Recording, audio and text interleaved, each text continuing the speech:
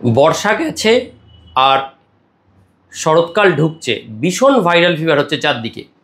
মনে রাখবেন এই রকম ভাইরাল ফিভারের আপনারা বুঝতে পারবেন না কোনটা ডেঙ্গু, কোনটা চিকেনগুনিয়া, কোনটা ম্যালেরিয়া, এগুলো বোঝা খুব অসুবিধে। তবে কিছু লক্ষণ জানা থাকলে আপনাদের খুব সুবিধা হবে। ভাইরাল ফিভার বা কোনটা ব্যাকটেরিয়াল ফিভার এগুলো তো আপনারা চট করে বুঝতে পারবেন না, কিন্তু কতগুলো লক্ষণ জানলে একটু বিশেষ রকম সুবিধা হয়। যেমন 1 নম্বর, যে কোনো ভাইরাল ফিভারে জ্বরে মাথা ব্যথা হতে পারে। ডেঙ্গুর ক্ষেত্রে যদি ডেঙ্গু হয়, ভয়টা হচ্ছে ডেঙ্গু, চিকেনগুনিয়া এগুলো বা ম্যালেরিয়া এগুলো হলে। ডেঙ্গুর ক্ষেত্রে ক্যারেক্টারিস্টিক এক ধরনের মাথা ব্যথা আছে। তীব্র মাথা ব্যথার সাথে রেট্রো অরবিটাল পেইন হয়, মানে চোখের পেছন দিকে ব্যথা, চোখ ডান দিকে বাম দিকে নাড়াতে গেলে ব্যথা, যখন তখন চোখে ব্যথা।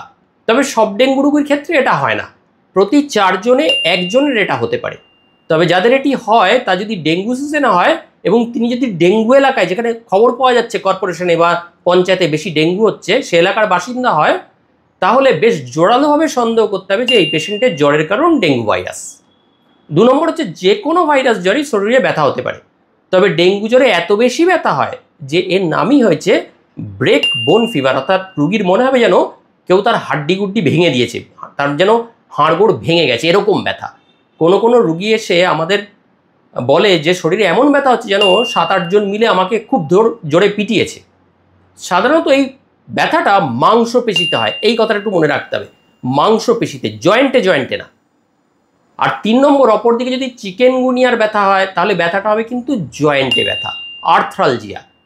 কখনো কখনো আর্থারাইটিস হতে পারে, যাদের আর্থারাইটিস আছে, গাঁটে ব্যথা, জয়েন্টে ব্যথা, তাদের আলাদা।